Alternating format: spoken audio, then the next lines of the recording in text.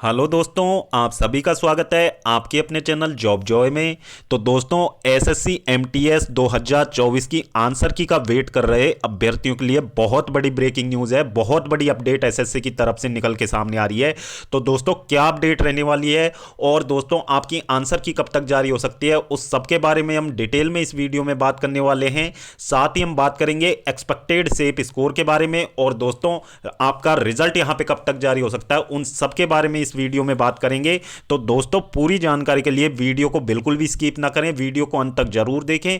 और अगर इससे पहले आप हमारे चैनल पर पहली बार विजिट कर रहे हो तो सभी सरकारी भर्तियों के लेटेस्ट और ऑथेंटिक अपडेट्स पाने के लिए हमारे चैनल को जरूर सब्सक्राइब करें।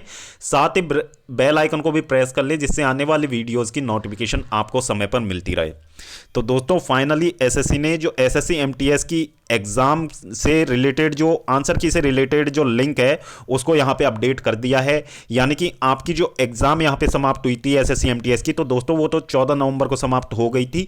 लेकिन दोस्तों, बिहार के जो पूर्णिया सेंटर पे काफी लंबे समय से स्कैम चल रहा था एग्जाम के स्टार्टिंग से। वो स्कैम यहां पे सामने आने की वजह से जो 14 नवंबर को जिन भी छात्रों का एग्जाम था उस सेंटर पे, उसको रिशेड्यूल यहां पे एसएससी ने किया और दोस्तों 19 नवंबर को उनकी एग्जाम यहां पे रिशेड्यूल कराई गई और 19 नवंबर को ऑफिशियली यहां पे आपका एग्जाम पूरी तरीके से कंडक्ट करवा लिया गया। अब दोस्तों, जो स्कैम निकल के सामने आ रहा था उसमें पाया गया था कि इसमें एसएससी के हेड फ्लाइंग ऑफिसर थे, वो भी इस पूरे स्कैम में लिप्त थे। और दोस्तों उस सेंटर पे जो आरोपियों द्वारा अपने बयान में ये कबूला गया है कि वहां पे जितने भी दिन एग्जाम चला था उसमें प्रत्येक दिन प्रत्येक शिफ्ट में यहां पे 10 डमी कैंडिडेट को यहां पे बैठा के एग्जाम दिलाई जाती थी। और दोस्तों 80-80 हजार रुपए में वहां पे जो कैंडिडेट की इस तरीके से सेटिंग की गई थी। अब दोस्तों आप अंदाजा लगाइए कि इतने बड़े लेवल पे जब स्कैम यहां पे हो रहा था उसके बारे में अभी एसएससी का जो आंसर की का लिंक एक्टिवेट कर देने के बाद में ऐसा बिल्कुल भी यहां पे नहीं लग रहा है कि एसएससी इस बारे में थोड़ा भी सीरियस है और एसएससी को इस बात की थोड़ी भी फिक्र है। क्योंकि दोस्तों आंसर की का लिंक यहां पे पुनः यहां पे एसएससी ने जनरेट कर दिया है और आंसर की का लिंक यहां पे एक्टिवेट हो सकता है किसी भी समय। आपकी आंसर की किसी भी समय यहां पे जारी हो सकती है। ये ऑफिशियल अपडेट निकल के सामने आ रही है जैसा कि आप देख पा रहे हैं अपनी स्क्रीन पे। ये कल की डेट में यानी कि 28 नवंबर की डेट में ये आपका आंसर की का जो लिंक था वो जनरेट करने के बाद में आपका लिंक अपडेट होने के बाद में कुछ इस तरीके का इंटरफेस यहां पे शो कर रहा था। तो दोस्तों इस तरीके का इंटरफेस शो होने का मतलब है आपकी आंसर की बहुत जल्द जारी होने वाली है। तो दोस्तों कल जारी नहीं हुई तो आपकी आंसर की आज 29 नवंबर की डेट में यहां पे जारी होने की बहुत ज़्यादा संभावनाएं हैं। अब दोस्तों आंसर की जारी होगी तो दोस्तों आंसर की जारी होने के साथ में कैंडिडेट के लिए बहुत बुरी न्यूज़ है ये। क्योंकि दोस्तों एसएससी को कोई फर्क नहीं पड़ रहा है कि इतने बड़े लेवल पे जब इतना बड़ा स्कैम यहां पे निकल के सामने आ गया है, लेकिन दोस्तों एसएससी उससे पूरी तरीके से पल्ला झाड़ रही है। और एसएससी ने इसके रिगार्डिंग यहां पे क्या एक्शन लिए तो उसको यहां पे जो पब्लिकली जो कैंडिडेट के सामने उसको साझा करना चाहिए था एसएससी को, जिससे कि कैंडिडेट के मन में एक संतुष्टि का भाव यहां पे जागृत होता। लेकिन दोस्तों ऐसा बिल्कुल नहीं है। एसएससी ने इस बारे में कोई भी अपनी ऑफिशियल जानकारी यहां पे साझा करने की बिल्कुल भी प्रयास नहीं किया है। बस उन्होंने आंसर की के लिंक को यहां पे एक्टिवेट करने का ठान लिया है और जल्द से जल्द आपकी आंसर की दे दी जाएगी।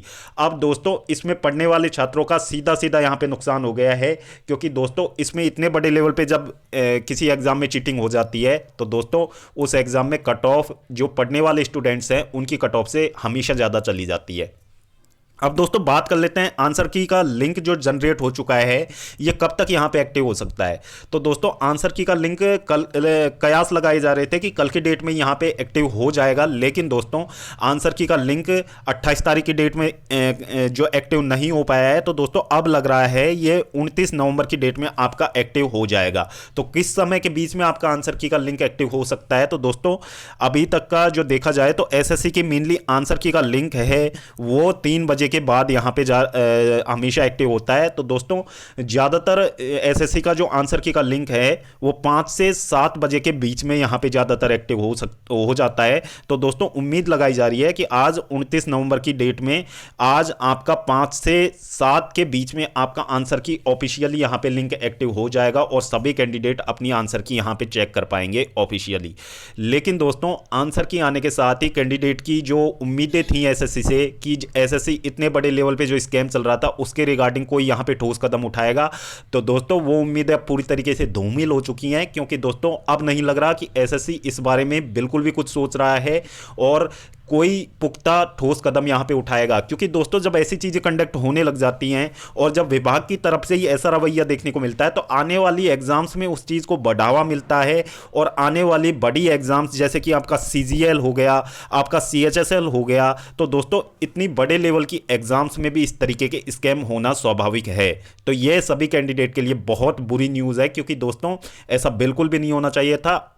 एसएससी को यहाँ पे जो इस बारे में एसएससी ने क्या यहाँ पे ठोस कदम उठाए, क्या कार्रवाई एसएससी ने की, उसको यहाँ पे पब्लिकली कैंडिडेट के सामने एक ऑफिशियली नोट के जरिए कैंडिडेट के साथ साझा करना चाहिए था, जिससे कैंडिडेट के मन में एक सेटिस्फेक्शन रहता कि एसएससी ने हमारे लिए इतना किया है। लेकिन दोस्तों एसएससी को इस बात से बिल्कुल भी फर्क नहीं पड़ता कि किस तरीके से एग्जाम कंडक्ट हो रहे हैं, बस उन्हें एग्जाम कंडक्ट करवाने से मतलब है, बाकी ट्रांसपेरेंसी से उन्हें कोई मतलब यहाँ पे नहीं रह गया है।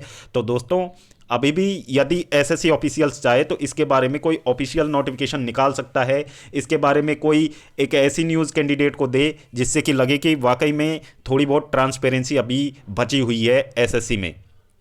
तो दोस्तों ये था आंसर की के रिलेटेड एक बहुत बड़ी ऑफिशियल अपडेट, जिसका काफ़ी समय से छात्र इंतजार कर रहे थे, और दोस्तों बहुत बुरी न्यूज़ भी है कैंडिडेट के लिए। अब दोस्तों बात कर लेते हैं एसएससी एमटीएस की आंसर की जारी होने के बाद में यदि हम रॉ स्कोर के बेसिस पे कट ऑफ की बात कर लेते हैं, तो दोस्तों एक रफ आइडिया के अकॉर्डिंग यदि हम कट ऑफ की बात करें तो यदि सब कुछ ठीक रहता तो दोस्तों आंसर की के अकॉर्डिंग कितनी यहाँ पे सेफ स्कोर यहाँ पे कैंडिडेट का हो सकता था। तो दोस्तों यूआर कैटेगरी की बात करें तो दोस्तों यदि कैंडिडेट का 120 या फिर इससे ज़्यादा यहाँ पे स्कोर बन रहा है, तो दोस्तों यदि सारा कुछ मामला ट्रांसपेरेंसी से हो और दोस्तों एसएससी इसके बारे में कुछ ठोस कदम उठाए, तो दोस्तों इससे ज़्यादा कट ऑफ जाने के बिल्कुल भी चांसेस नहीं रहते हैं। ये यूआर कैटेगरी में आप सेफ स्कोर मान सकते हो। इसके बाद में दोस्तों ओबीसी कैटेगरी की बात की जाए तो दोस्तों ओबीसी कैटेगरी में भी सेम आपके यूआर के बराबर कट ऑफ जाती है, तो दोस्तों ओबीसी कैटेगरी में भी आप लेके चल सकते हैं। 1 से 2 नंबर का डिफरेंस आता है, बाकी ज़्यादा डिफरेंस देखने को नहीं मिलता है। तो दोस्तों इतना ही सेफ स्कोर ओबीसी कैटेगरी के लिए रहता यदि एसएससी अपना सारा काम यहाँ पे ट्रांसपेरेंसी से करे तो। इसके बाद में दोस्तों बात कर लेते हैं ईडब्ल्यूएस कैटेगरी की। तो दोस्तों ईडब्ल्यूएस कैटेगरी के कैंडिडेट के लिए 115 यहाँ पे आप सेफ स्कोर मान सकते हैं। और दोस्तों फिर बात कर लेते हैं यहाँ पे एससी कैटेगरी के कैंडिडेट के लिए। तो दोस्तों एससी की बात की जाए तो एससी में 110 या फिर 107 से ज़्यादा यदि कैंडिडेट का स्कोर बन रहा है तो दोस्तों अपने आप को सेफ मान सकते हैं। और इसके बाद में यदि एसटी कैटेगरी की बात की जाए तो दोस्तों मामला यदि ट्रांसपेरेंसी से हो तो एसटी कैटेगरी में 100+ पे कैंडिडेट का सिलेक्शन होने के बहुत ज़्यादा चांसेस रहते हैं, क्योंकि दोस्तों इस बार वैकेंसीज अच्छी खासी थी। तो इसमें यदि मामला पूरी तरीके से ट्रांसपेरेंसी से होता है तो दोस्तों इससे ज़्यादा कट ऑफ आपको देखने को नहीं मिलेगी। इतने नंबर पे आप अपने आप को सेफ मान सकते हैं। लेकिन दोस्तों मामला ट्रांसपेरेंसी का बिल्कुल भी नहीं रहा है, तो दोस्तों कट ऑफ इससे ज़्यादा ही जाने के बहुत ज़्यादा चांसेस हैं। कट ऑफ इससे कम तो बिल्कुल भी नहीं रहने वाला, कट ऑफ ज़्यादा जाएगा। और दोस्तों यदि इतने बड़े लेवल पे स्कैम हुआ है और एसएससी उसे छुपा रहा है तो आप समझ सकते हैं कि एसएससी का रवैया किस तरीके का है स्टूडेंट्स के लिए। अब दोस्तों आंसर की आने के बाद में जो कट ऑफ का और बेसिक सा आइडिया दे पाएंगे हम आपको पेपर के लेवल के अकॉर्डिंग। अब दोस्तों बात कर लेते हैं आंसर की के बाद में इसका जो रिजल्ट कब जारी होता है। तो दोस्तों एसएससी एमटीएस में आपकी 2 तरीके की पोस्ट होती हैं। एक होती है आपकी एमटीएस की पोस्ट और दूसरी होती है आपकी हवलदार की पोस्ट। तो दोस्तों जब आपकी आंसर की आने के बाद के 1 या 1.5 महीने के बाद में आपका यहाँ पे जो सबसे पहले एसएससी एमटीएस हवलदार पद के लिए जो पीटी पीएसटी टेस्ट के लिए यहाँ पे जो कैंडिडेट शॉर्टलिस्ट किए जाते हैं उनकी यहाँ पे पहले लिस्ट जारी होती है। और दोस्तों पीटी पीएसटी टेस्ट यहाँ पे कंडक्ट करवाया जाता है उन सभी कैंडिडेट का।